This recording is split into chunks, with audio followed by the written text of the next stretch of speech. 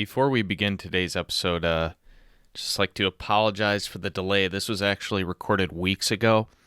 I'm not going to get too far into the details for what has caused this pretty lengthy delay. I will say that after we came out with the episode, or after we recorded it, our guest's legal team listened to it.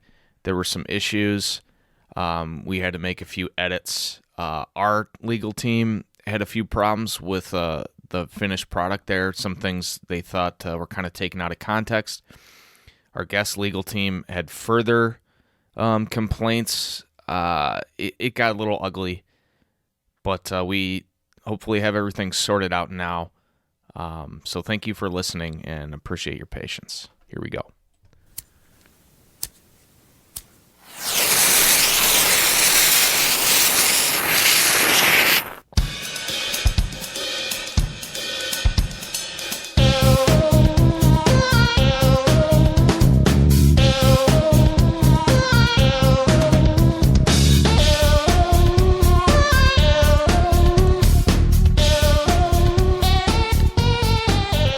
Hello, everybody. This is episode 37 of the Cardboard Podcast with Bob Lewis and me, Stove Sports, and a third. We have a third person for the first time in our 37 episode history. We have a guest.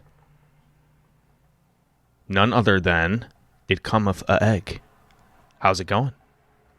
Well, hey, everybody. It's going great, man. How you doing? Whoa, that was really jarring that you didn't do the whole the whole thing. I jumped because I was expecting the check hasn't cleared yet for the podcast. Oh man, I was gonna make that joke. Damn it. Damn it. Hey Bob, are you there? Oh, is he doing it? He's on tape delay. He's on tape delay. So, for those of you who don't know, which is anybody besides us, this is the second time we have recorded this episode, and the first time was incredible. We had a delay. Egg had a delay of about 5 seconds, I think, and we didn't know. Yeah, we didn't know about the delay, and I don't know how far we made it. It was like 20 minutes of this, and it was like, man, was it brutal, because he thought he was answering us right away, but we had 5 seconds of silence. And then a lot of times I gave up waiting, so I started talking, but that's right when he answered, so I started talking over him. So then he stopped for another 5 seconds. It was horrendous. It was absolutely brutal, dude. I was like sweating. It was so uncomfortable. Yeah, it was awesome. Should we just play a little bit of that? Give the people a taste. I think you have to. I'm just gonna jump in here. We're gonna play a segment from the disaster episode. Script or advanced copy of anything, guys. Listen, he brought them over.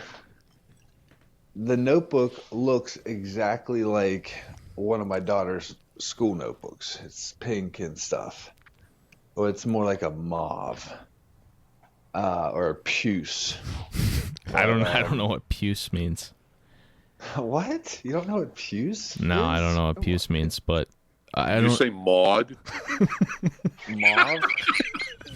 You just jump in and I don't know what what puce means other than this is not going well so far. All that the fact that we're talking about it. When I went to go put some notes down, I open it up and there's, geography and stuff in there, man. Or geography? Yeah. Is geography? No. I'm taking this part. It's gone. Why do we? All right, that was okay. I pause it. That was perfect because me and Bob laugh out loud, and then there's 5 seconds of silence, and then you laugh out loud. How did we not know that you were on a delay? It was just totally derailed. We had nothing. We resorted to talking about colors and geometry. It was just completely done. So I don't feel too bad that I think we can probably do a better episode than that one. I think we probably could. So, that being said, What do you guys want to talk about? What do you guys want to talk about Maud. tonight? Yeah, let's talk about Maud. I could just throw out a conversation starter. I go through these like peaks and troughs of collecting interest, and I always come back to it. And I'm kind of in one right now. Like, there's been like, this is kind of my favorite time to pick up baseball cards. Not necessarily because the market is low. Like, I don't think that's been true for several years. It's kind of a year-round thing. But this is my time of like doing a lot of research for baseball stuff, for like fantasy baseball, and seeing all these players that are like way better than their card prices indicate, and just kind of like picking up guys on the cheap, perspective like MVPs and stuff. And I'm trying to pick up, like Bryce Harper is a target of mine, and like his stuff just in the last few weeks, like one of these, it was a Topps Chrome Refractor and a 10. It sold for like, I don't know, $150 like a few weeks ago, and I had a watch list going. And I'm like, oh man, maybe I can get this for like $200, whatever. I think it sold for like $600-$700. And this kept happening. Like every card I'm looking at is just like, I'm so sick of it. I'm so frustrated. It's like, dude, I'm not going to spend, like, I don't have that kind of money to buy a card like that just for fun. Are you guys like buying anything?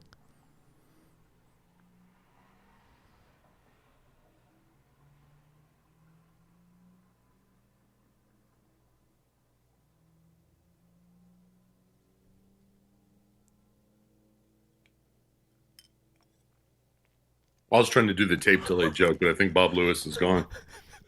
I was not, I don't think calling your bluff is the right thing, but I was just comfortably just drinking my bourbon, just wondering how long you and Bob were gonna do that. That was great. That was great. Well, let me answer quick then. Baseball cards, not really. I've been buying more UFC stuff, MMA stuff, wrestling stuff, a little bit of football. But yeah, the baseball stuff in general seems to be too high, at least for the stuff I collect. So Yeah. So I remember you were saying something about a UFC card. That Joe Rogan card was like, yeah, had gone through the roof. Is that market as a whole, is it getting stupid, like relative to itself? yeah, a little bit for sure. Because I feel like Topps cards are going crazy. Yeah. Everybody wants flagship rookies, and because now UFC is a very popular sport, and its debut year was 2009. So it's older than Trout rookies really, and real low print runs, and people want those flagship rookie cards of John Jones and Brock Lesnar, and even Joe Rogan with hair. It's a short print. It's Topps flagship. It's a rookie card. So yeah, it's been Checks crazy all all the over. boxes. So does Topps still make UFC cards? Yes. Oh wow, interesting. I guess they don't have to. Well, there aren't really logos, I guess, for UFC. I don't really watch much UFC. But what about wrestling? Like, I know the Hulk Hogan stuff, like the high end stuff, but is that market as a whole just gotten stupid? Not as crazy. Not as crazy as like the real sports and everything. The old just wrestling cards, which are not WWE or WWF, the ones that came out of like magazines in the 80s. Those are crazy high. But I'm even now noticing like superstar wrestlers. People want their Topps flagship rookie cards, and thankfully, I'm a dork who's been grading those things for years. So, I'm seeing those come through, but it hasn't affected that as big. But don't ever discount the popularity of professional wrestling in America.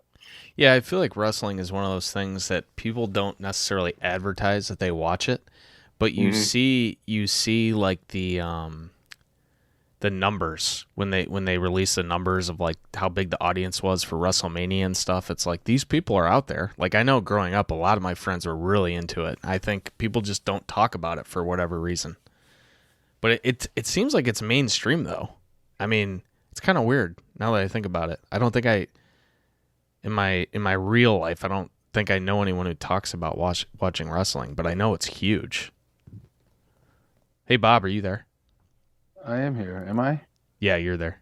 You're here. I'm sorry for talking over you. You didn't. What are you talking about? You didn't talk over me. Oh, all right. Well, what I was saying was, Oh, this is big. you. Okay, that wasn't intentional, but you dropped out. So if you were talking, you just disappeared. You didn't say anything, good. and you disappeared. So we weren't ignoring you. But Egg was doing the same thing where he wasn't talking on purpose, and he thought you were doing the same thing, and so did I, like as a joke. And then you just left. Anyway. And I did have to sign back in at one point. So this is just like the worst podcast ever, dude. It is. Like, It's not cursed. this episode, just as a whole, all encompassing. There's nowhere but up or sideways, I guess. We could stay this bad, but we can't get any worse. So in a sense, there's like no pressure whatsoever. Because I had a perfectly timed joke that it's just gonna fall extremely flat right now. Well, let's hear it because that's even better. So you had said that people watch wrestling but don't admit it, and like I think of fast food the same way, and you just equated wrestling to like fast food. Because like nobody admits they go to McDonald's, I went to McDonald's At today. And What about something? Wait, hold on. Something funny happened. Something really funny happened. I went to. Oh, good. I went to. Thankfully, I went to McDonald's today, and I get to the window, and the lady leans out. She's like, "Actually, the car in front of you paid for your meal," and I was like completely taken aback. I was like, "What? Seriously?" Like, yeah, he paid for your meal, and I looked. I'm like, "Do I know this guy?" No. I waved at him. He didn't see me wave at him or whatever. And I, feeling the good vibes, I said, "You know what? I'll pay for the guy behind me." She's like, "Okay, that'll be $20.91." And I had my arm out with my debit card, and I slowly withdrew it, and I said, "Oh, never mind." Nice.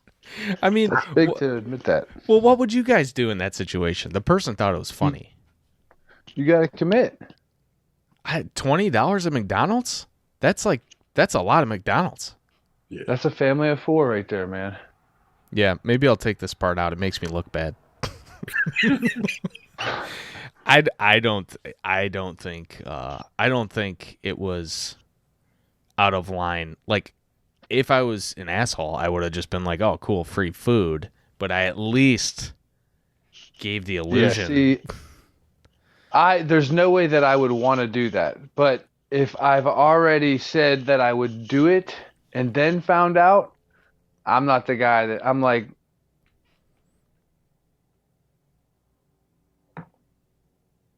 Are you there?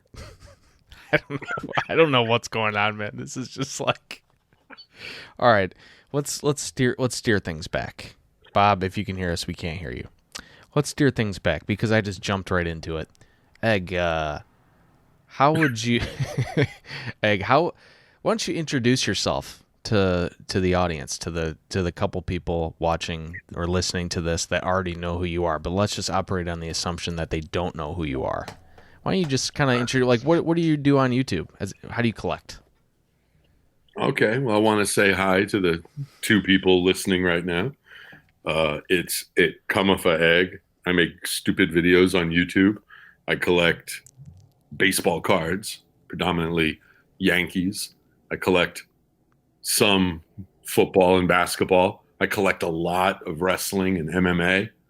I used to open packs and stuff, but I don't really do that much anymore. I'm going to rant about how you can't find retail and everything's too expensive, but I won't.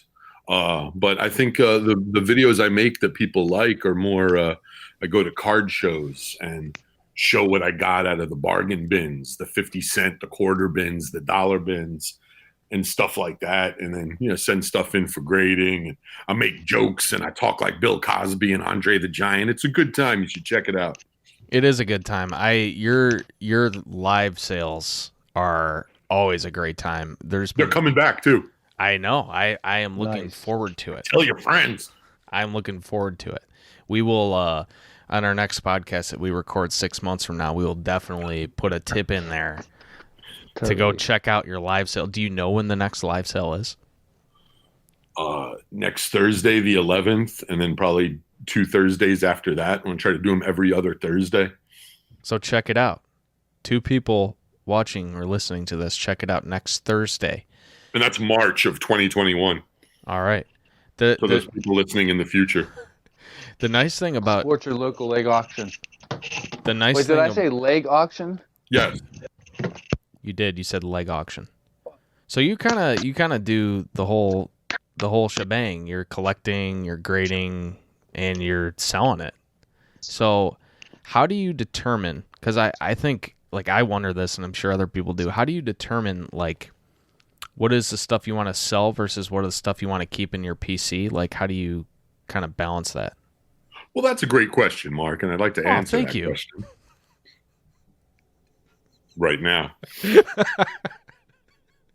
You know what? I think I've been lucky enough. I don't want to say like I was ahead of the curve, but a lot of the stuff that I collect is the stuff that's kind of blown up in value recently. Like I collect a lot of Topps flagship rookie cards, their variations. When I sent in stuff to get grading, I would predominantly pick like superstars, iconic players, Topps flagship stuff that I liked to go into my own collection. And then, you know, basically if I got something under a 10, I would look to sell it, flip it, trade it, whatever. And then after a while, I didn't have much of a trade and sell box. So then I started selling a lot of my Gem Mint 10 Topps flagship rookie cards and the real hot stuff in egg auctions, and kind of wish I could go back and repurchase those for what I sold them for, because you know, a lot of that stuff really, really went up. So I'm pretty terrible at choosing what to keep and what to sell, because I've sold a lot of good stuff, but I tend to trade and give away and sell just almost anything I don't PC. So it keeps my collection fairly minimal, I guess. Even though I collect like several sports, I try to keep my collection kind of minimal. Yeah. I mean, I don't know if, because I've always thought that would be really hard to try to sell stuff and then have that in the back of your mind that this card might go up in value, and then you're going to have the regret of selling it at the wrong time. But I feel like if you're going to sell stuff, you just kind of have to commit to moving stuff at market value. And as long as you continue to like make good choices and everything, then you should be happy that you got the profit and you probably rolled some of it back into other things you picked up that you're going to hopefully sell for more or whatever. Because, I mean, think about any dealer at the National, a couple of years ago. Think about how much a Trout rookie card was then, like what, $1,000? And now they're going for like 5,000. So it's like the guy's moving big quantity. I mean, if they're still doing it, if they haven't off themselves, then it's got. Now I understand why there were guys at the National that weren't selling anything. They were only buying like Giannis and Trout and like, you know what I mean? Like they were only buying like high-end basketball and baseball and everything. When I was at the 2019 National, all I wanted was Soto, and I couldn't really find any. And I was asking guys like, the friendly ones that are like, "Hey, what are you looking for?" I'm looking for Soto, and I kept getting the same reaction. They're like, "Yeah, we're not selling at these prices." It's like, okay, I mean that's understandable. Like they were right to do that, but so it shows that there is some level of like holding versus just like churning all your inventory. I don't know. That's gotta be a tough game, and you see more and more of these auctions popping up on YouTube, like these guys doing live sales, and I really enjoy yours. Even when I'm not in the mood to buy anything, or like I'm holding off or whatever, I still pop in there because it's fun, and you're not like a dickhead about it. Like, obviously, I'm not going to name names from people, but there's a few guys that I enjoy the live sales from, but only a few, only a handful, like 2 or 3, and yours is one of them, where you don't do any of that like bullshit, like pressuring tactics, and like I don't know. Some people whine a lot when they're selling stuff, and like it doesn't like, people don't want to buy something from someone who's like whining about stuff, and I just feel, I don't know. I feel like I feel like it doesn't have to. Bob is doing chores right now. I'm definitely not editing that this part out. too loud? No. was hurt. No. It's not the vacuum. The vacuum right in front of your phone is not too. No. Seriously, keep vacuuming. It's funny. It's good. It's a good time. I'll just keep folding clothes. Is that a No. vaporizer?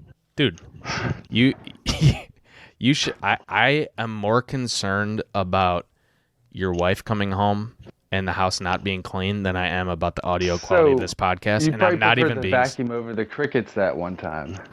I would prefer pretty much anything over the crickets. No, yes. Crazy times in the hobby. I think that's where we were at. Yeah. Sorry. No, it's crazy. It's crazy. Absolutely insane. It's wild. Why don't we do a little which card sold for more? And Hey, but first, hey Mark, who are the guys who do auctions that you hate? That's what I heard you go into it. I'll tell you the ones I pop into. Now, there's probably plenty of guys that I don't even see that do these auctions or whatever, but I really like Mike O's auctions. He's straight and to the point. He ships out stuff quickly. Obviously, yours are fun because you're drinking and stuff, and you have a variety of things, and those are a good time. And also, I've bought a few cards off of you before as well, and I got the cards like extremely fast. And who's the other one? I think B-Roth 6 just started doing live sales. I haven't been able to catch one of them. I think he does those on Facebook. Jimmy Guns, that one's a good time to pop in and hang out because he's drinking as well, and shenanigans ensue. Yeah. So I'm gonna politically answer that one by turning it around and saying the ones that I like. Just don't like. So you hate all the others. I got it. Yeah, take all the channels that do that, subtract you, Mike O, Jimmy Guns, and I hate every other one that remains. Got it. I don't know. It's just, you know what I'm talking about, though. Like, it's the same people that I don't watch any of their videos because it's just like negativity, complaining. Yeah. Kind of like what I'm doing right now. Pretty much just like that. So let's do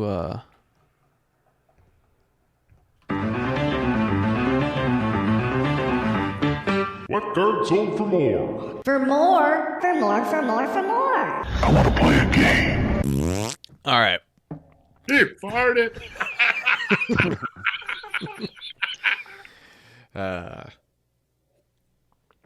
So I figure enough time has gone by that you won't know the answers to these questions. So these are the prices from the last time we recorded. Maybe you will. We'll see. I didn't remember which card sold for more. All right, first one, 2015 Bowman Chrome Prospect Auto Brendan Rodgers in a PSA 10. Or a 1993 Topps traded Todd Helton in a PSA 10. Is this question for Bob or for me? It's for you. The Helton. The Helton. That is correct. That's correct. Nicely done. That's kind of cheating because I've been following that card. Are you following the Brendan Rodgers card, though? No. And actually, to be more accurate, I'm following the bazooka of the Helton. The bazooka. What does that one go for? A lot of money. Really? I almost had one for $40 in a 9, like early last year, and I think a 9 ended up selling for like, I don't know, like 170, 180, something like that. What does a 10 go for? No clue. I don't even know if there are 10s because that's a horribly miscut card. So you mentioned that you collect primarily the Yankees. Now the Rockies are kind of like a side PC, right?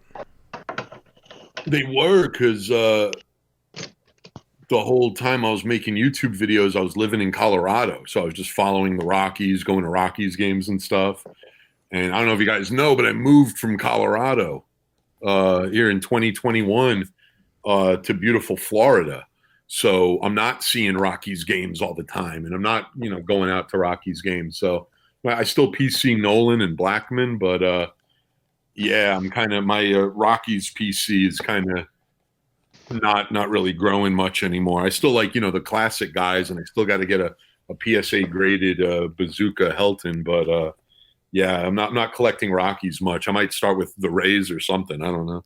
Helton was a beast. Yeah. He's an absolute monster. But I feel like the Rockies players are finally starting to get their due. With like Larry Walker getting inducted. People often, it seemed like, just completely threw out any stats that somebody that played for Colorado accrued, where it's like, okay, it's not like you bunt and the ball goes over the wall. Like, that's not how it works. I mean, look at every young player since like Trevor Story for the Rockies. Like, every single one has been a bust. It's just been like that. I have often thought that has to be like one of the most frustrating teams to be a fan of, because they're like so stupid. The stuff that they do. They're so like they Pittsburgh. No, dude. I'll take Pittsburgh right now over the Rockies. So the Rockies, they always have these interesting guys that they draft, and then right when they make it to the majors, they sign a guy like Ian Desmond to take all the playing time, and then they call up the guys to like be a utility player, and then demote them, and then call them up again, like Brendan Rodgers, Garrett Hampson. Who's the other? There's another one in there that I can't remember the name of, but these guys, and then they trade Arenado for a fucking like bag of balls. I don't understand. They sign, like, the one good thing happens where they lock up Arenado for like the rest of his career basically, and then they trade him for nothing like a year later. It just doesn't make any sense. But Pittsburgh has to be rough too, I would imagine. So they did the local like beat writer did a thing on Gregory Polanco, who has become the guy who every year is going to be his year, his breakout year, like since 2014. Dude, he's been pretty good. He's had spurts, but listen, he had like a 153 batting average last year, and he started over 80 games, And like they went back, there's only two other people in like history, and one of them was in like the 1800s. It was 60 games. Even if you played every game, it was like 60 games. 60 games, you're right. So, and they did like Mario Mendoza. The guy said Mario Mendoza was like Ted Williams compared to Gregory Polanco last year. So Gregory Polanco is pretty good, man. I'm just throwing. I got to defend Gregory Polanco here. He's not a bad player. Let's look up his stats from last year to see how bad it was. That's not very good. He played in 50 games. I mean, I bet there's like that thing you're saying that it's only happened once since the 1800s was at the end of a season you hit like under 160 or whatever. Is that what you're saying? They what they might have actually like spread that out over the course of a 162 game season as if it was, just to say like how bad he was. Maybe, I don't know. Regardless, you're trying to defend Gregory Polanco right now, and if you have his stats in front of you, I'm not sure where this conversation can go. Well, 2 years ago, before he got hurt, he hit 23 homers, had 81 RBIs, stole 12 bases. Like that's a well above average player. That's what I'm saying. Like his career has been above average, but then I forget what his injury was, but the next year he got hurt really bad and he was out early. He only played 42 games. I think here's all I'll say is that this season you might be surprised by Polanco, like that he's actually pretty decent. That's all I'm saying. I'm not saying he's like, top 20 player in the majors or anything, but I think he's like a good baseball player. So you're feeding it again for me this year, man. So now you're telling me this is going to be the year that Gregory Polanco is going to break out. No, I've got to ride with.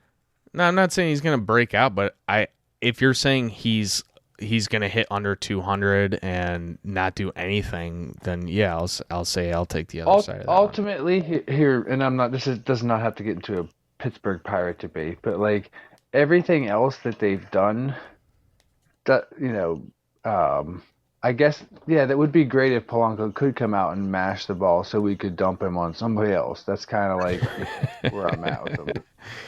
I mean, he can't be expensive, I wouldn't imagine. I think he's actually our highest paid player. Really? I think he's close. Yeah, he's on a 5-year, $36 million deal. That's not, I mean, $7 million a year. That's not too bad. I think our payroll's like 40 million though. Yeah, I know. Well, that's a different discussion. But he's not. I mean, he's not going to hit 30 homers. He's not that kind of guy. But he's like a very well-rounded guy. That he shouldn't be horrible this year. That's all I'm saying. Austin Meadows is looking beefy this year, man. Let's talk about Maud again. Yeah. Instead of Gregory Polanco. There's some Yeah, I stuff. think Stove like co-signed a loan with Gregory Polanco or something. Come on, man. The guy sucks. Colin Moran should be decent. Josh Bell. Josh Bell's gone, right? I am a Colin Moran fan. Josh I'm a Bell's Moran gone, fan. right? Who? Josh Bell's gone, right? Josh Bell's gone. Yeah. Adam Frazier will probably be the next one if I was guessing. Yeah. But again, they'll probably wait until he does something so people can see how good he is. Brian Hayes. That's exciting. Yeah, there you go. There's a superstar in the making for the Pirates. So that's a what is it? The Pomo. I did get his first Bowman Chrome auto, but I didn't pick it up graded in a 10. The But fear I sent mine in. the so. fear of missing out for like a Pirates player. You're saying? Is that what? Yeah, because really, like, I still get that baseball Beckett. He actually made the top. That card made the top 20 hot list. Nice. Made the hot list. Did you know how long it's been since a Pirate made? Since McCutcheon, probably, dude. Wow. Carson Fulmer. Wow, you have former first-round pick from the White Sox. Good luck with that. Yeah, there's not much going on in the Pittsburgh team. Mitch Keller's interesting. I think Mitch Keller could be. Yeah, we'll see. Mitch Keller could be very good. People are pretty low on Anthony him. Alford, Anthony Alford. Todd Frazier. Yeah. Todd Frazier. Yikes. He's been crushing it, man. Yeah. I saw Gregory Polanco hit a home run in spring training. What did this say? Yesterday or today or something. Just throwing that out there. Just throwing that out there. All right, let's get to the next. Let's get to the next question. We have. Oh yeah, I forgot about this one. The triple feature, a 3-pack DVD of Ernest Goes to Jail, Scared Stupid, and Ernest Goes to Camp, or Citizen Kane DVD. Which one sold for more? For more. And then the guy farts all hard. I'm glad you like it. I love that. Oh, good times. I remember that from last time. It's the Ernest one. Wait, I hit the wrong button. You're correct. I'm sorry. I got it wrong. Dude, I thought there had been like an adjusted sale, like a new sale. I was like, oh! I highly doubt that triple feature sold since the last time I pulled these sale numbers. Here's a close one. Hey, don't underestimate, Citizen Kane's buying power. So we got a 1977 Top C3PO boner card, PSA 8. I guess it would be selling power. Sorry.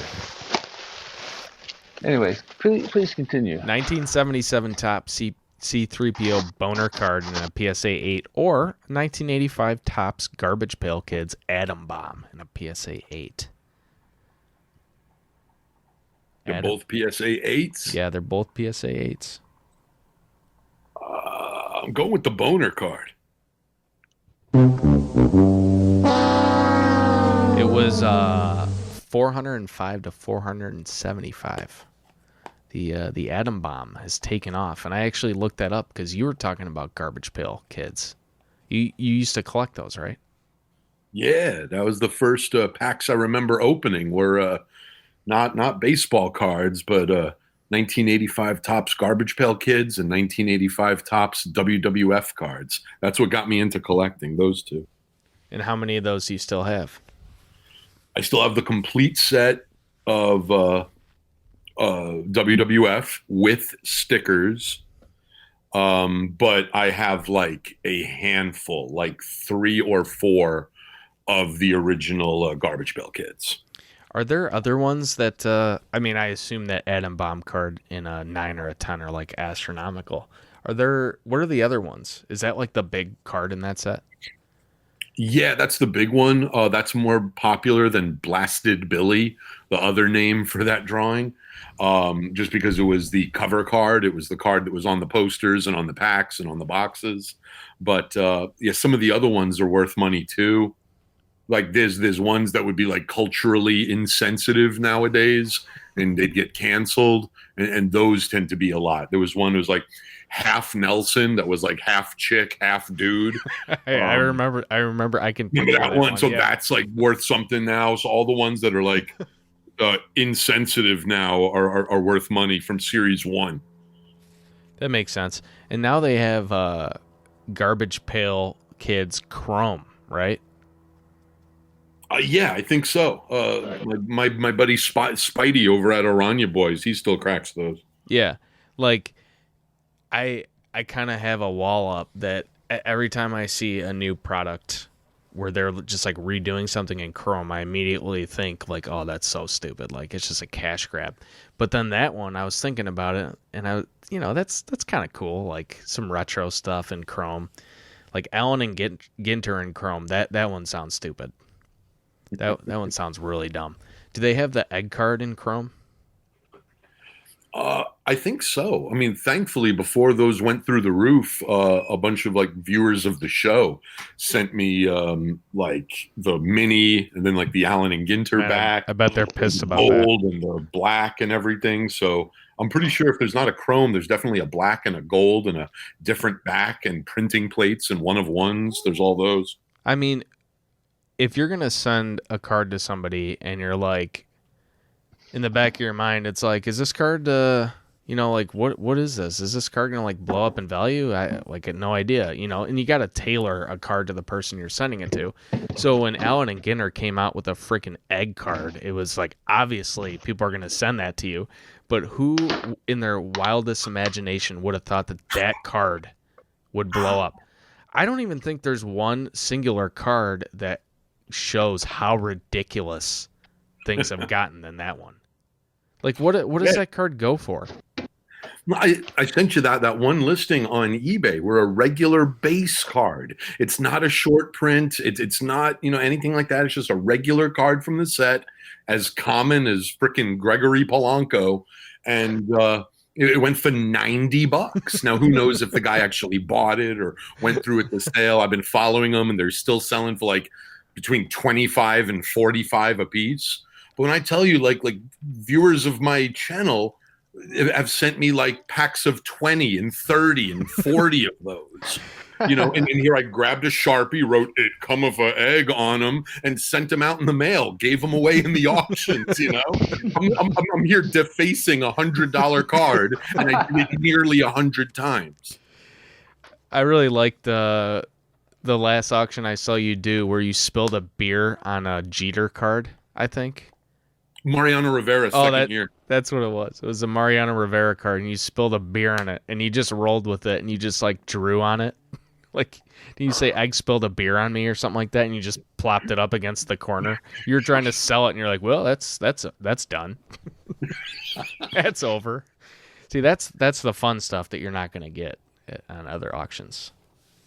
Yeah. You're not going to see other auctions where people are selling PSA 10 flagship rookie cards and getting blackout drunk. That's a promise I make to you. How's Ricky doing, Egg? Ricky's doing great, man. Like, not only did I move across country, he moved across town. So he's going through a bunch of stuff right now, and he just I think is getting back like a 600 card order from PSA.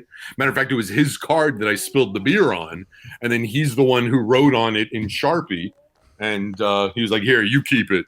So it's in my like box of cards that YouTubers have sent me and stuff. Nice. Yeah, Ricky is Egg's partner in crime in the auctions, and he is back in Colorado, and now Egg is a Florida man. So like, I've been to. And to the people who met me at the National, he was also my bodyguard. Was he? I talk a lot of shit, so he's the silence and the violence. Oh, are you? I can't remember if we talked about this last time. We didn't talk about much besides like colors and shapes and stuff. But are you gonna be going to the National if it happens in July? I don't know. That's too far ahead for me to plan like that. A lot of stuff can happen between now and then, but I would bet probably not. Oh man. But I don't know. Anything can happen, man. Yeah.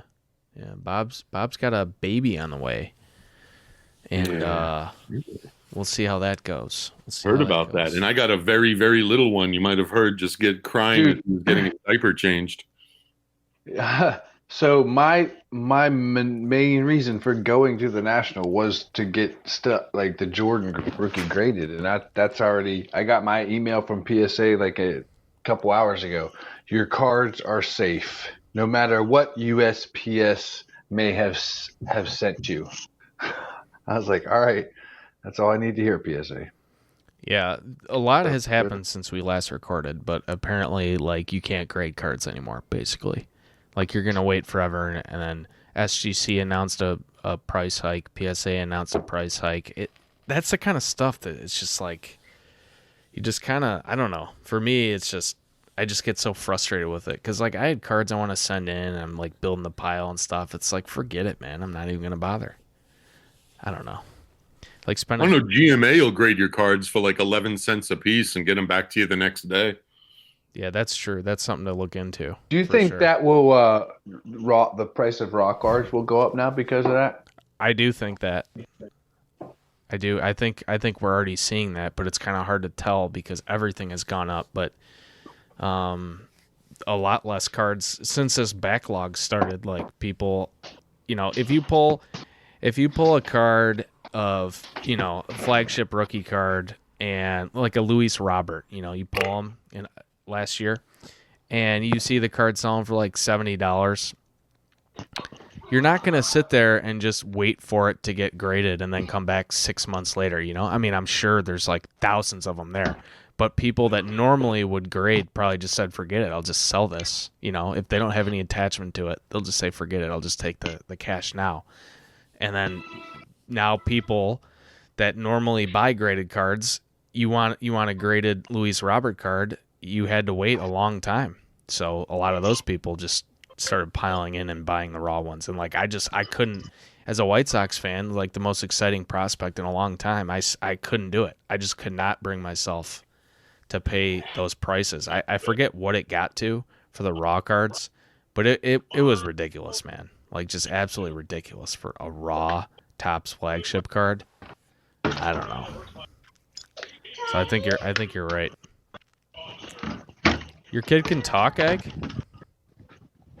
What up? Is that your kid talking? No, that was Bob's kid. Yeah, I know. I'm just my kid doesn't talk yet. Yeah, I know. I was just being silly. He just curses. Yeah, that doesn't count.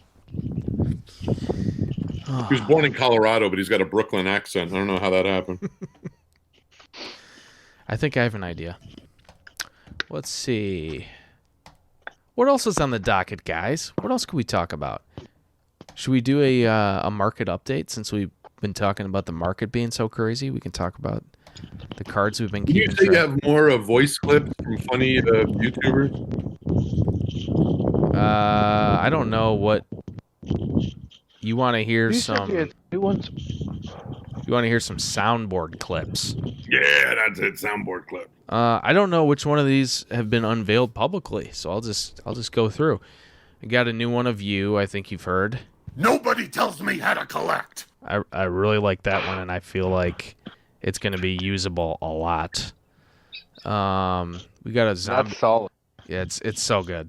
We got a zombie collector one. Honestly, I've eaten dog, and I was fine with it. He was talking in a stream that he's eating dog. So I immediately wrote the time down.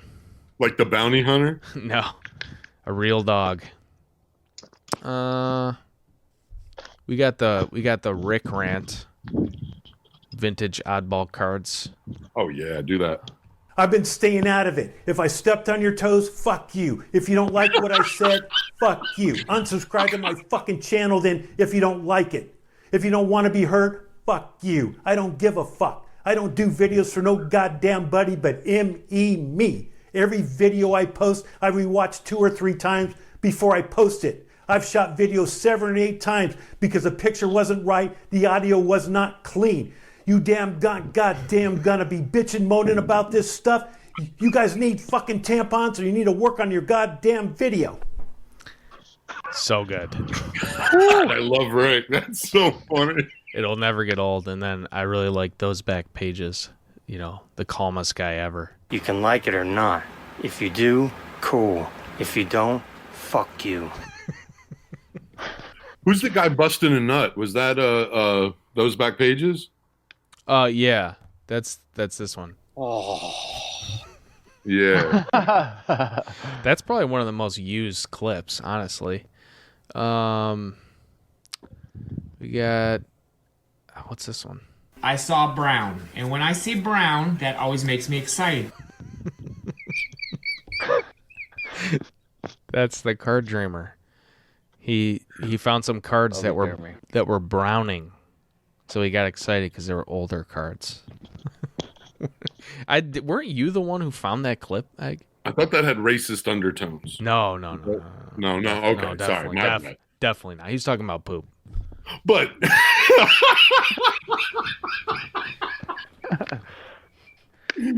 he's talking about winking with your brown eye. Yeah, exactly. That's Gotcha. I think you were the one. Well, wait. Jason spent time living in Asian countries. Isn't that a little insensitive too with the dog? I think it's extremely insensitive. I thought that was from his Indiana time, actually. Yeah. No, dog is a delicacy in Indiana. Where did he eat dog? In the brown? He ate dog when he was living in Japan. Ah. Somebody asked him in the comments, like, have you ever eaten dog? And he started talking. He's like, yeah, I've eaten dog. I was fine with it. And then he subsequently has said that it was actually pretty good. So he was fine with it morally or like stomach digestion wise? Honestly, I don't know. I think he's saying he was fine with it morally or whatever. Like, I know he has a cat, but I don't know. I think he just got caught up in the moment, you know? Well, no, he's brought it up since. I mean, I asked him if I can record that because I thought it was so funny, and he's like, yeah, dude, I don't care, whatever. So, oh, you're saying he got caught up in the moment when he ate the dog? Yeah, like they were saying, here's some salad. All right, here's some, coleslaw. All right. Here's some like dog. All right, let me get some. What? Well, I'm here now. I'm gone this far. Let me just take it home. I was thinking he just like caught the dog and just ate it. I don't know. They like raw fish there. Like, do you think they just like hack a leg of a dog off and just serve it to him? I feel like that's like a dude. I definitely think you should cut that part out for sure. Why? Dude, has our podcast become about dog hacking leg off? Dogs hacking leg off? We finally found Bob's line that he will not cross. Hack a dog leg. Let's play hack a dog leg off. But we're talking about eating dogs. Well, dude. I mean, a man has got. I mean, we're talking about survival, but like that's hacking legs off sounds just like a sport. I feel like I don't want to be a part of it. And not a moment of it should be cut off. I don't think we should cut anything out. I don't think we should cut anything. All right, 2 out of 3 ain't bad. Well, actually, it's unanimous for Egg. Whatever he says goes. I'm gonna edit, slap it together, and then send it off to him for his final approval. Yeah, you'll slap it together. Yeah, I'll slap it in. All right, let's do one of these. It's time for a market update. It's the market up. It's the market down. All Normally Bob reads these, so I'm not gonna. Hey. What? Hello? Did Bob just get like stabbed or something? Did you hear that? Yeah. He's like, hey. He just stopped talking. Like someone came up behind him and choked him out with piano wire. Hey, what are you doing with that knife? I hope Bob's okay. I'm sure he's fine. 2018 Topps Chrome update. Juan Soto. PSA 10. The old price was $467. The new price is $520. So that $467, that's from the last time we published an episode.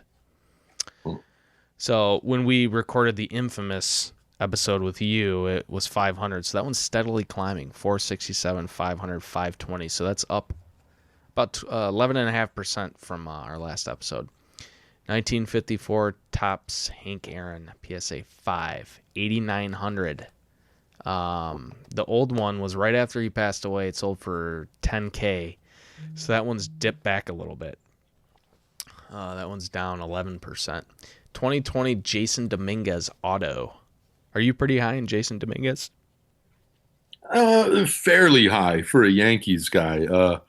I'm higher on other freaking young prospects though than him. Yeah, he's just like, he's so young, and when you watch like videos of him taking batting practice, it's unbelievable, man. Yeah, the dude is just a monster. So his Bowman Chrome Auto PSA 10, just the base one, $29.50. Jeez. The old price was $21.50. Before that was $1,200. So he did not appear in a minor league game from that $1,200 price, and it has gone through the stratosphere, approaching $3,000. It's almost tripled in a few months. 97 Bowman Chrome Adrian Beltre PSA 10.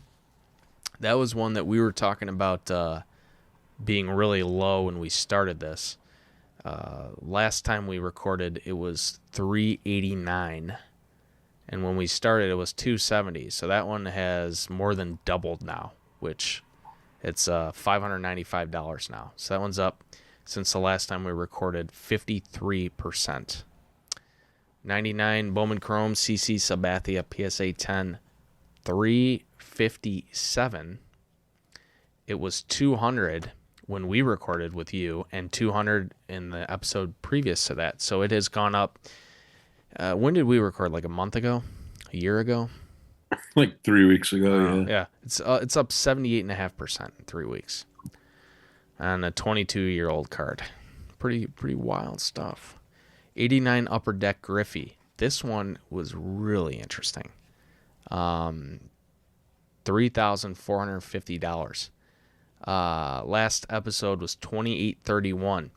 Now the interesting thing was, when we recorded our episode last, it sold for $47.51.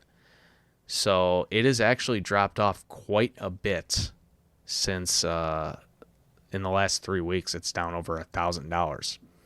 So that's like, it's lost like 25% of its value in a few weeks. I wonder if we've kind of seen the top on some of this stuff now that it's like starting to trickle down.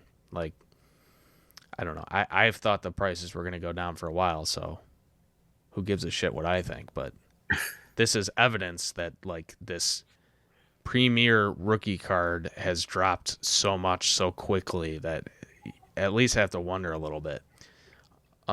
86 Topps traded Barry Bonds, $661, which is exactly what it sold for a couple months ago.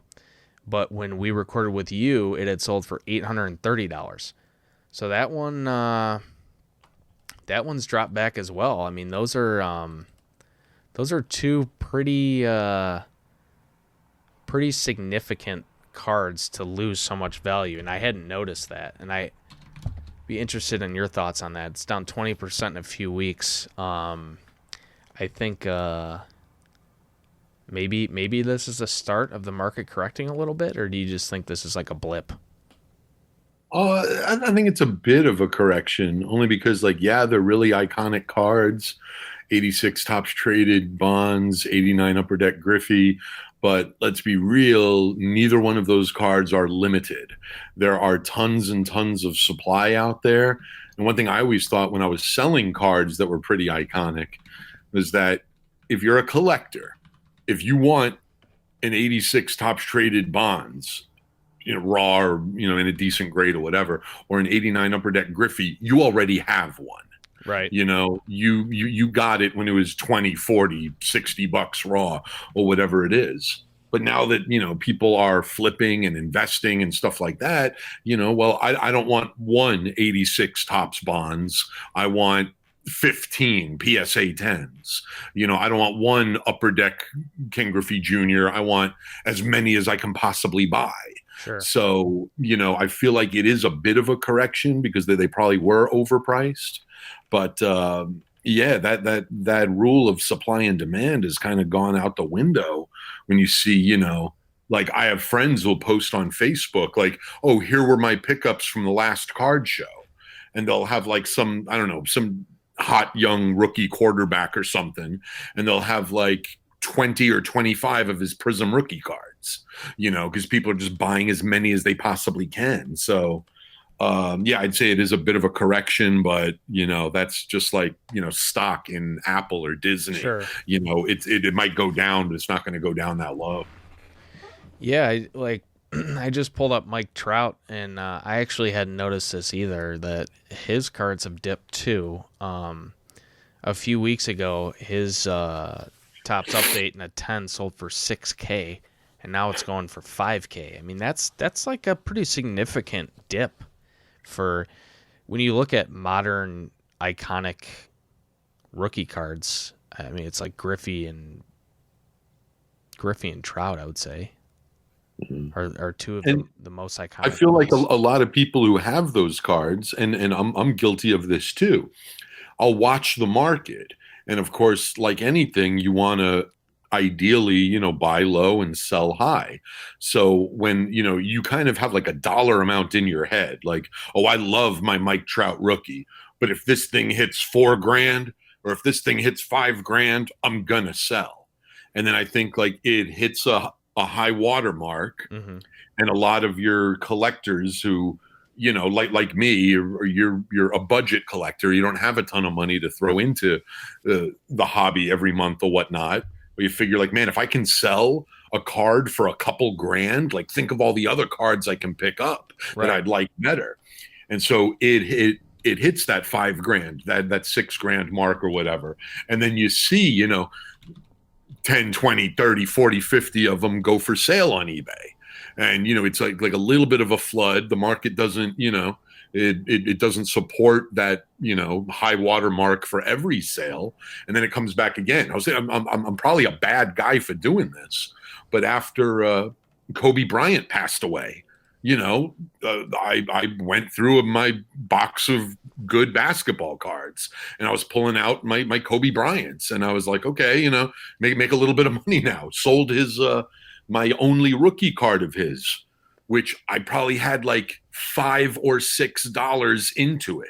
It's and I sold it at an egg auction for like somewhere between 60 and 70 bucks, thinking like, oh, that's the high mark on this card. And I was just following them. A raw one in the same kind of condition I had just went for $5.70. Oh man! So it's like even at that time when you think like it's surely not going to go any higher than this. I've got to sell. A lot of people have that attitude, and then it hits, it dips for a minute, and then it goes back up, and then there's meat on the bone for the next guy who bought it, and the next guy who bought it. Right, and I think this keeps happening to everybody. Like we talked about in our last episode, me and Bob were talking about regrets in the hobby. Like, what have we sold that we've regretted?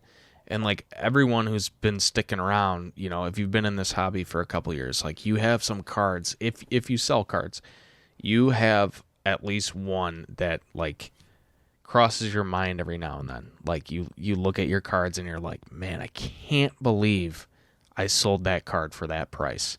But it's like next time the opportunity presents itself, which nowadays, like I'm always looking at my cards thinking, man, that card has just absolutely exploded. And I bought I bought it for such a low price. Like, it can't go any higher, right?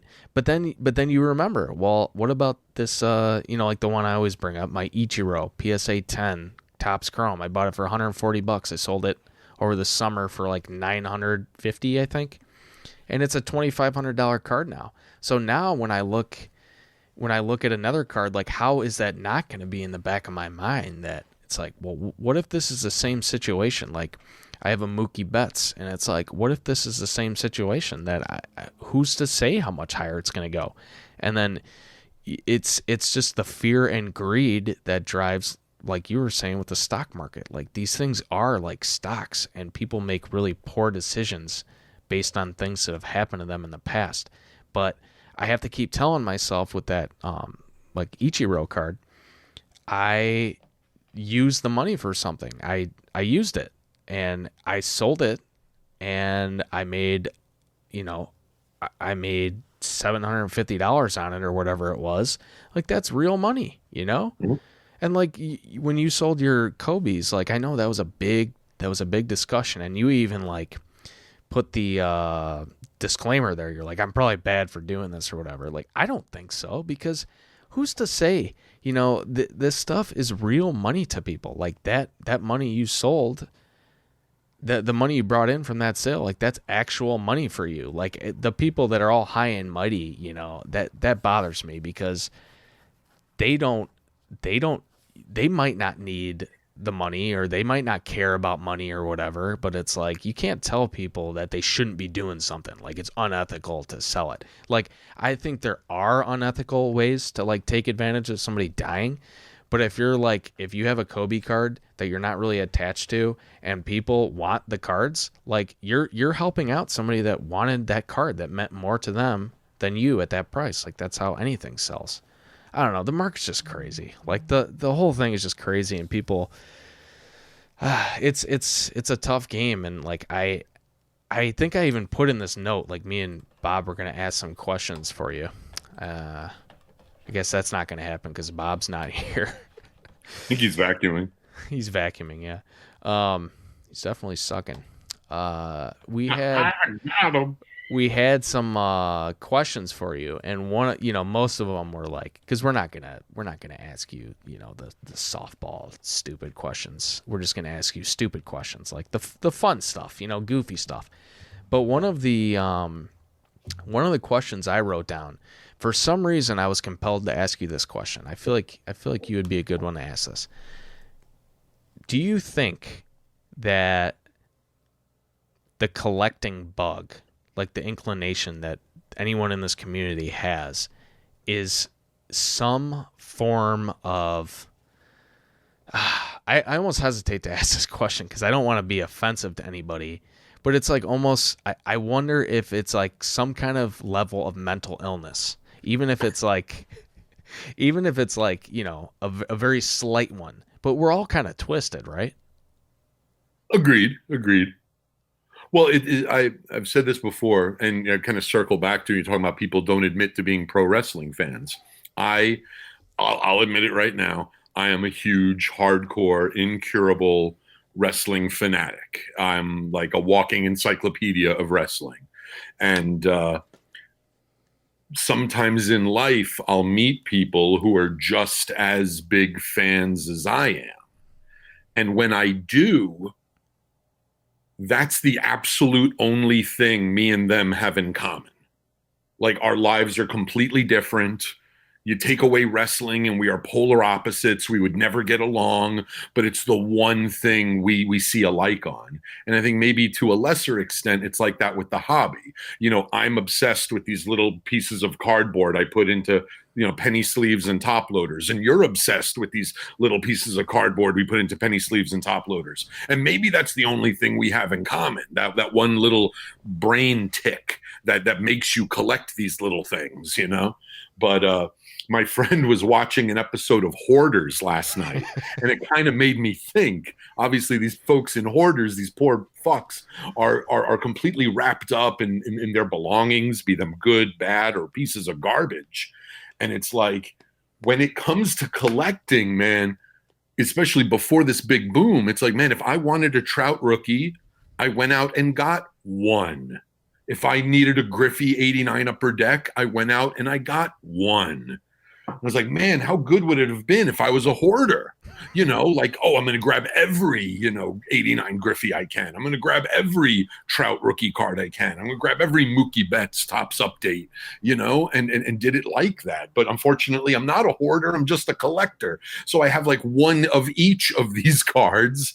And then when I sell it, I can't afford to buy it back again. And like you were saying, the most expensive card I ever sold in my life is now worth like 8 times what I sold it for.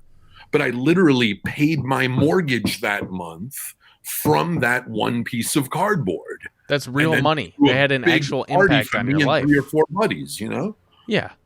That's real money. And that's the thing about where the hobby is now, where it's like this is money that could, that's a perfect example. Paying your mortgage for the month. Like that's a real thing, you know what I mean? So like when people scoff that somebody would ever sell a card or be all high and mighty, oh, I would never sell a card. Like I don't have a problem with people that don't sell cards.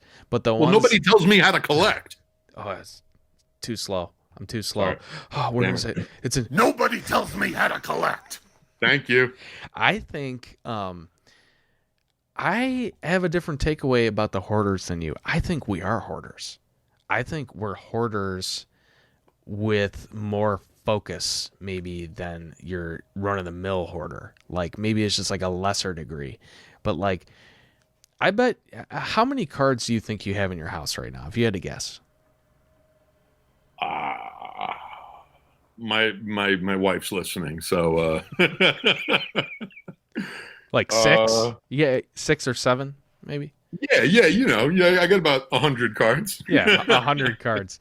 I bet you have enough. I bet you have enough that if you're talking to somebody that doesn't know anything about cards, they would be like, "This guy's sick. He's sick." Yeah. Like if somebody sees my cards. Like I've tried over the years, and I know collecting has gotten much more mainstream than it once was, but we're kind of like the wrestling fans.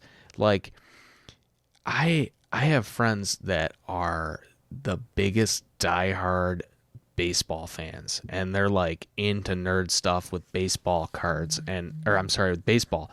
And I would like try to broach the subject of baseball cards. It's like, dude, you're like really good at like prospecting, finding these guys, I'm in some dynasty fantasy leagues, and it's like, you're really knowledgeable about this. And like, you could actually probably have a good time, like picking up the cards of these guys that other people don't realize this player has a ton of potential and everything.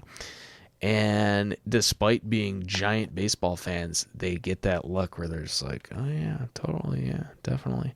And it's like, oh yeah, I forgot I'm sick. Like I have a problem, like it's nothing that I'm ashamed of. Like I talk about cards, with people at work, and it comes up, and like people always tell me, oh, my father-in-law, he just inherited 5,000 cards. Like, you want to help me look through them? And it's like, yeah, man, for sure. But now that's happening because you're seeing it on the evening news that a card sold for $1 million and whatever. And we would always say to people with the 90s cards, where it's like, dude, if it's 90s cards, it's all trash. But now it's like, well, let me take a look. You got any basketball in there? Like, what's the condition of these cards? Like, I just think, I don't know. It's almost in a way, maybe just how I've been feeling the last few weeks. Like I've been saying, like just kind of throwing my hands up a little bit. It's like, it's maybe part of that. It's like getting too big. It's like, it's not the same. You know what I mean? Like now if somebody tells you something that they're into cards, it's like, oh, cool. Awesome. Like when you meet someone who's into wrestling, you might not have anything else in common, but you have this like deep connection. But now you got to kind of get a feel for them, because they might not have even remotely the same interest in cards as you, because now it's like an investment vehicle, and it's like all the flipping stuff. And it's like, I don't have a problem with people necessarily, like a given person that is doing this to make money. Because again, I'm not going to look down on somebody. I don't know what their situation is. Like, it's real money. I'm not going to look down on that. But I can't help but feel like our hobby has kind of like lost its soul a little bit. Like at the National, man. Like, have you been to a National before? Oh yeah, 2018, I think. Yeah, 2018, the Nice. one that was in Cleveland. Cool. And you've been to a ton of card shows too. I just have nothing really to compare it with. But like, it's the scale of it is just massive. But there's still like, you talking to people, like people are excited about the cards, and it wasn't all about money. You know what I mean? Like there's always going to be that element, and some of that element is exciting to me too. You know, like I was trying to find Sotos and buy low on them. Like you could say that I'm doing the same thing, but I feel like now it's just like, I don't know. I just feel like if there was a National tomorrow or something and I went to it, I bet it would be a different feel on the whole than the one that I went to previously in 2019 and 2017. I just feel like the hobby collectively it's lost its mind and brought in people that don't necessarily have a connection with the cards, I guess. But maybe I'm just like an old guy yelling at the clouds. Like I try to keep an open mind on it, but I don't know. Well, I think you make a good point because obviously new people are coming into the hobby, and maybe we do have that idea of like, hey kids, get off my lawn, because we were going to baseball card shows in '06 and '07 and '08 when it was flat and there was nobody there except people who really loved cards. And you could pick up the most expensive card at the show for a few $100, and there wasn't anything that was wildly overpriced. And then even the last show I went to was a real small show, and most everybody was cool, but there was this one like dick who was like wearing a freaking like over the shoulder bag, and he was going around to every table and just like looking for like the absolute cream of the crop cards, the PSA 10 best rookies, stuff like that. Would ask the price, would get the price, would make fun of the price, and then would keep moving on. He's just trying to get the absolute best cards he could so he could flip them or find someone who's got a total gem that didn't know what they were talking about and kind of keep moving on. And so, yeah, I think, maybe these shows, especially a big show like the National, you got, a few more dicks sprinkled into the bunch. But, yeah, I think it's still predominantly full of our kind of people, those nerds who have been with it through, the highs and the lows and, grew up with cards and stuff like that. And I think, our people still outnumber the, investment dicks that are showing up. But again, I'm not going to tell anyone how to collect because that's just stupid. Nobody tells me how to this is the way to do it, Right. That's a good point that it's focusing on the positive, that on the whole, most people in the hobby are probably in it for the long haul and they like really enjoy the cards and the cards mean something to them. You just see and you hear the things people are saying where it's like, man, do you even like these cards? Like, do you even care? It's like, this is the best investment for the next month. Like these are going to double. And it's like, you're going to buy this card. Just like I'm not telling anybody how to collect. But I have concerns. I just have concerns that these are like existential threats to the hobby that really in the long run, everything's going to even out. Things will always, things will settle down eventually. You'll be able to buy cards at Target. I have 2 little kids. I would like to open cards with them. You just kind of have to adapt, I guess. And there's no use just continuously complaining about it because it's just quit, And I guess that brings me to my next thing is that I am worried that the hobby is kind of pushing people out, and I think that that's happening now because like when I was looking at cards to buy, I could have found cards to buy. I could have, a PSA 8 maybe for that rookie I'm interested in. Like if the card means that much to me, then it shouldn't really matter that it's not a gem mint card, but like that's what I'm accustomed to is I want the gem mint card. I have no problem buying the 9. I've had to adapt to getting 9s because I'm not going to pay $600 when a 9 is like $100. So I guess you just kind of have to roll with it, and that keeps it fun and interesting too. But I don't know, the hobby. If I had to just put one word besides like insane on where the hobby is today, it's just kind of frustrating to me. Like I'm just running into walls that I'm having trouble. Oh, Bob's back. Dude, do you have anything to add, Bob, on that? talk about amateur hour. Yeah, it was something about I'm just joking, something about like slipping dicks earlier or something like that. I missed something. I don't know. If you're just joining us, our guest Bob Lewis is back to Thanks. discuss. Well done. I feel like Well, here's the thing. I would have been really. I would have been really. During Mark. Dude, I'm sorry. It's okay. Go ahead. No, I would have been really curious your take on some of the stuff we've been talking about. Some good stuff. Maybe a little bit offensive. So that's always good. But just kind of this. I'm not going to tell anybody how to collect. We've already played it like 3 times. I figure for market report stuff, you can just I can just give you a couple like audio drops like, well, that's surprising, or, man, I didn't see that coming. And then you could just drop them in. Unfortunately, we did the market report like 20 minutes ago. That's what I mean. Me and I handled it. Oh, after the I see what you're saying. We'll record them later. Okay. Well, You could even drop in like a disclaimer to it prior to it saying, Bob Lewis's amateur podcasting abilities, and then we were forced to do this. Well, we were discussing. Be curious to get your take on it. We talked about a bunch of stuff, but just basically has the soul of the hobby, has like the everyman collector, has he maybe been pushed out a little bit, or are we still all out there? Like go to the national. Like what's the feel gonna be? I'm worried about the investment and flipper guys kind of dominating. And Egg had a good point that he's like, dude, it's still going to be mostly nerds like us that really like the cards. Like, are we still the majority of the hobby, you think? It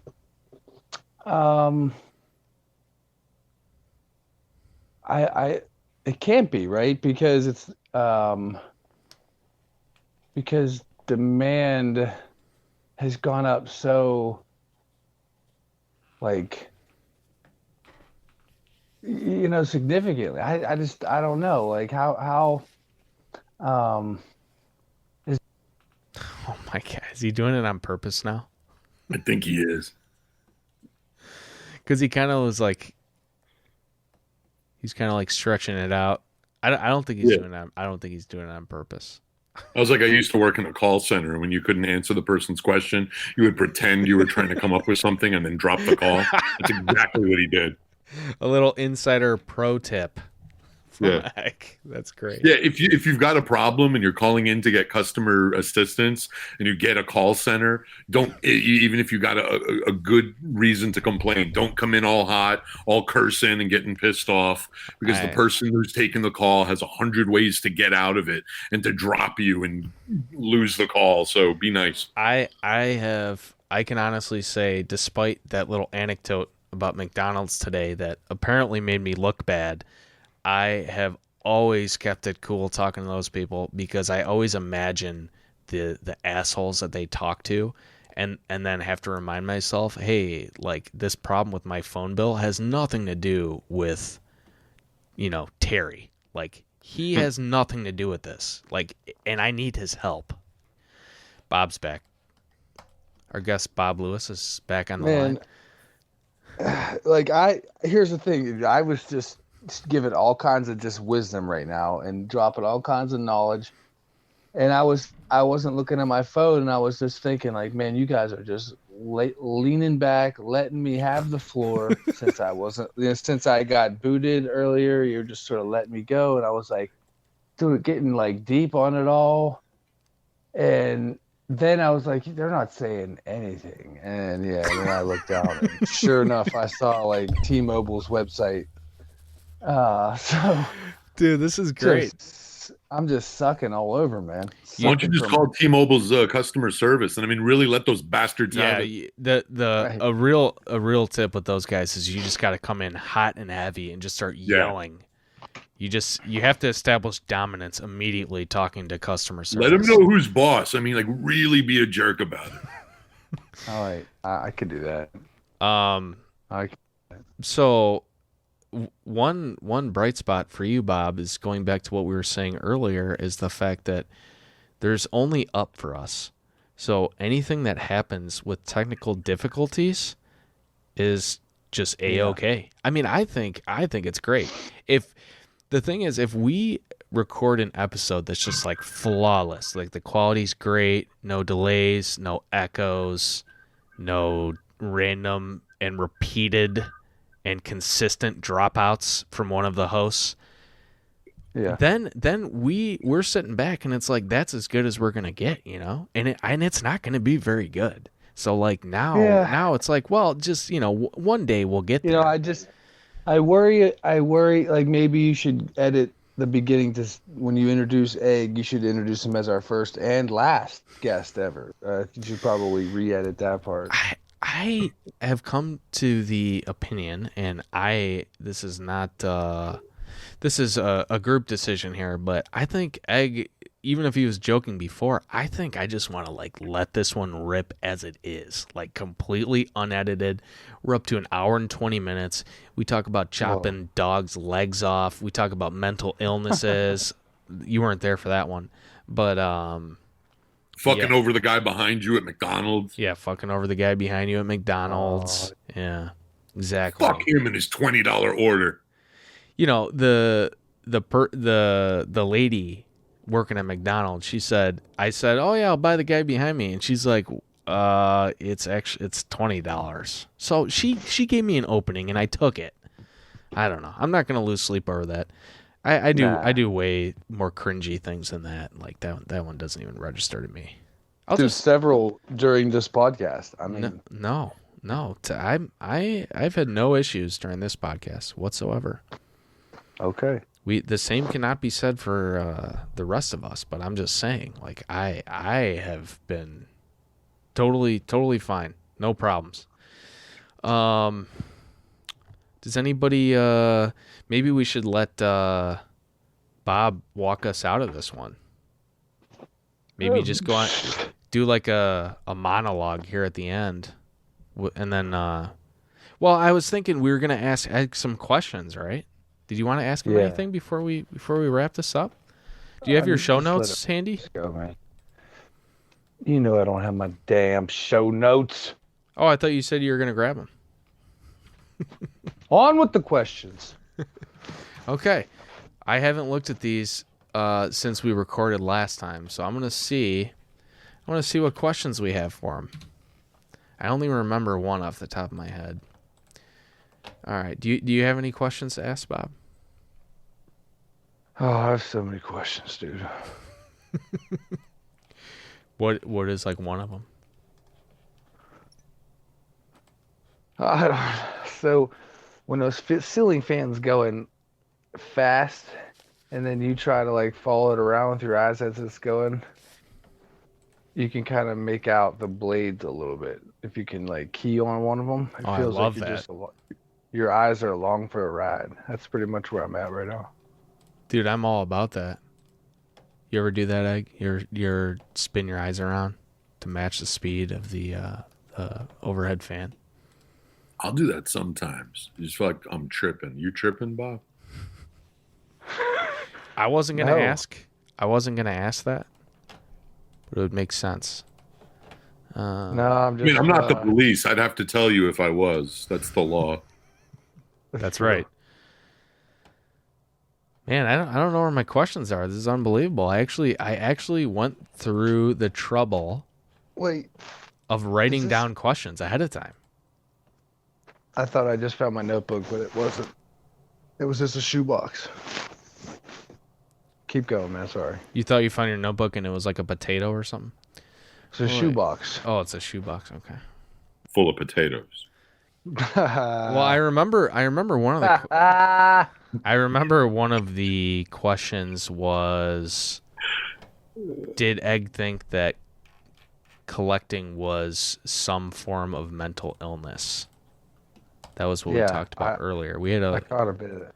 Yeah, we had a good discussion about that. He had some good Yeah, points you on described something to your like your dudes who are good at fantasy baseball, and like, hey, you should buy the rookie cards, and they look at you, and then you remember you're ill. Yeah, you're mentally ill. Exactly. Man, this sucks. I can't believe this. There's nowhere else for these questions to be, and I don't have these them anywhere. I don't have them rapid anywhere. fire. Yeah, there are rapid fire questions we had for him. They're gonna be. I mean, they were pretty bad questions, so it's probably for the best that I can't find them. I think you were going to ask me if anybody tells me how to collect. I think, yeah, that might. Oh, I found the questions. Finally. Do you think the collecting bug is a mental illness? Check. Already did that one. Lame question. We kind of talked about whether or not this is a permanent shift in the hobby with the market update. This is not at all a question. That's a video idea. One of the things I wrote was stroke us. I think we were going to ask you to stroke us at the beginning. Say some nice things about us, but you already did that. Here we go. These are some that me and Bob came up with. We have some basic, boring hobby questions so that our audience can get to know you. So it only makes sense that we do this at the end. How did you get out of collecting? Get out of collecting? You mean the break in collecting that every one of us takes when we're lifetime collectors? I think that was just a play on every hobby interview ever. They say, "How did you get started collecting?" And then this one was supposed to, it flopped. So let's just move on. Well, I found it hilarious. Hey, we could rebound. I could bring that back. Egg, how do you see yourself getting out of the hobby one day? There you go. That's a much better way of Yeah. That one better. When I die. Okay. You're in it for the long haul. You take my cards out of my cold, dead hand. It's like a DMX video. Where do you see the hobby in 200 years? We got a chuckle on that one. All right. That question is obviously ridiculous, but where do you see the hobby in 200 years? Do you think it exists in any form whatsoever? I don't think we exist in any form whatsoever in 200 years. Oh, like human beings? Yes. Okay. We had a good run. I mean, one of the best runs of all time, but really in the grand scheme of things, maybe not. Nah, Dude, it was mediocre at best. We got a decade at best left. Yeah. Have you ever been prism raped? Who's this? Have you ever been prism raped? Is that where you see brown and you get excited? No, it's the opposite. It's when something happens with the prism card. Have you ever been prism raped? Have you ever sold like a Patrick Mahomes prism rookie for like $100 or anything? No, I haven't. It'd be cool though to have a Patrick Mahomes prism rookie at any point, even if you sold it for a dime. You know, it would be cool to have prism rape somebody. You're saying that would. What'd you say? What did you say, Stowe? Let's move on. Just assume anything that is said can be used for a future soundbite clip. I've never prism raped anybody. I'm just gonna throw that out there. Yeah, but didn't you say you ate dog and you were okay with it morally, or is that someone else? I think that was somebody else. I vaguely remember that, but I can't put my my finger. I was here for that. I remember it. It happened. Oh, we got okay. Now we have some rapid fire questions. Bob, do you have one or two? Do you have? So is there a time limit on these? Yeah, like 10 seconds. Bob, do you have a rapid fire question for Egg, please? For the love of God, please. What are you doing in Florida? That's a great question, man. I don't know what the fuck I'm doing here, man. I'm a big, thick Italian dude. We grew up in fucking New York and then had the snow of Colorado, and it's fucking hot as fuck in December and January, like unreasonably humid. Freaking mosquitoes everywhere and shit. You can't even breathe, man. Fucking. What's the moist it's been? It has been so moist, humid, and sultry. Like someone needs to crack a window. It's so fucking sultry in here. So Like a San follow Francisco's up question is: do you miss living in Colorado by any chance? No, not at all. Yeah, Florida sounds great. It is. You guys are trailblazers down there. You're a Florida man. You're a Florida man. Just don't Google it. Yeah, you're gonna get arrested. I think my favorite Florida man story was about a guy who got eaten by an alligator, and it's a true story. He got eaten by an alligator, and there's this article about it, and it was like his friends were quoted as saying, like, I guess he said, "I'm gonna fuck up that alligator," and just like jumped in the water, and that was the last thing he ever said. Let's see. Rapid fire questions. Do you take dumps standing up or sitting down? It depends. Am I at the house or am I like pulling a prank on somebody? You're at the house. Oh, standing up. Yeah. Yeah, I was gonna say, because you gotta, when you're pulling a prank, like you gotta sit down to like shit on somebody. You have to do it like that. Like a gentleman. Not gonna ask that question. That's lame. The thing is, like, these questions I'm asking you, this is like the cream of the crop.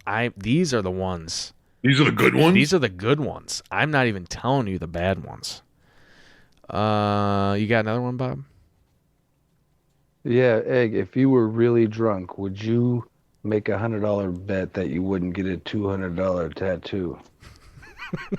Just to prove a point. Probably. I have some lame tattoos.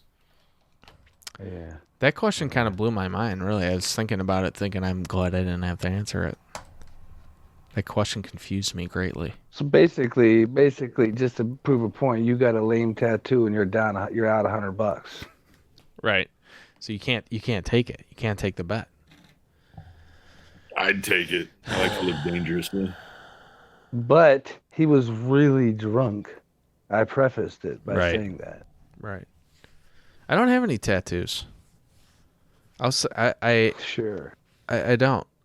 I don't think that surprises you either. I was in Vegas and some of my cousins were getting tattoos. And they were talking to me. They're like, "Come on, dude, just get one. Like, you only live once, whatever." And I was like, "Yeah, I don't know." And I couldn't. I heard you had the Kevin Smith Buddy Christ tattooed on your chest. Oh, with the 2 thumbs up. Yeah, he's like pointing and winking, and he's got the thumbs up. That is a good I heard one. you had that. I was gonna get a freckle, but I think it was gonna cost like $75, so I didn't do it. It would be funny to like hold up my arm, see, like. I had no idea the freckle markets were up so much. Like, check out, yeah, you see that, and I would point at one that looks just like all the other ones, and I'd say that's a tattoo right there. I think that would be pretty interesting. That'd be a funny anecdote. What's PSA's gimmick going to be at the next year's national? Egg, what are your thoughts? What's PSA's gimmick going to be? Yeah, like they had like, oh, you could pretend to be a grader and grade these cards, or you could pose in an old timey photograph. Oh, I saw that. See, I wish I would have gone to the national because you guys had those cool, freaking old school cards made up, and that was a highlight. They're probably just going to hide from JY Sports Card guy because that guy. I think he's out of the hobby. Investigative journalism was showing what a scam those folks were. I think he's out of the hobby, isn't he? I think he's got like 10 G's on that, on 10,000 videos on that. Yeah, JT's taking a step back. Yeah, JY. I think he quit. I think he quit social media. Soaking it in. Yeah. Yeah, taking those goofy pictures was really fun. That was a really good time, and I pissed the guy off too because I was. You know what I heard? No, what did you hear? Oh, really? He actually didn't quit social media. He Are you hearing this, Egg? Yeah, I think Bob's fucking with us again. I don't think he could be doing this on purpose. He only does the dark web now. He doesn't do social media like normal stuff. JY? That's what I heard. You turned into a robot for like 30 seconds. It was pretty funny. We couldn't tell what you were saying. I'm not a robot. Ketchup or hot dogs? Ketchup. There you go. Egg. Have you ever sold a card and bought a bed? No. I was trying to come up with something funny, but I did buy a bed with stimulus money. Nice. Yeah, you did. I need to buy a bed for my kid, and I went to the mattress store, and they had like a stimulus relief credit, and it's like $200 off. It's like, wow, thanks. This is really going to stimulate me. $200. I forgot about that discussion about selling a card for a bed because I might need to do that. They're expensive, man. I'm telling you, man. It's ridiculous. It's just unbelievable. Yeah. All right, guys. I think that's the perfect end. I think that's the perfect end to this episode. I'm glad it finally happened. A lot of stuff went on behind the scenes to clear our schedules. We're all very busy guys, but I'm glad that we were able to do this. I had a good time.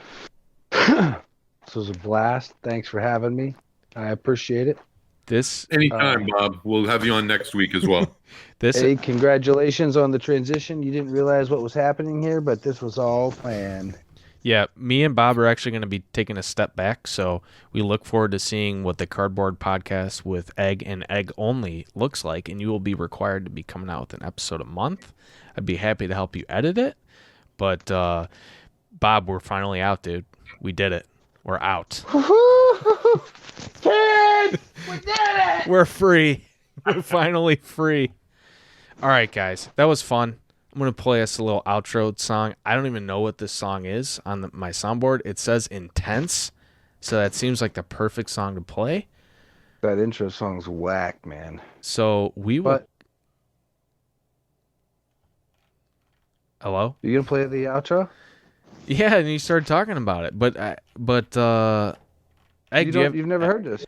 Egg, do you have any final wisdom you want to give to people? Fucking amateur hour.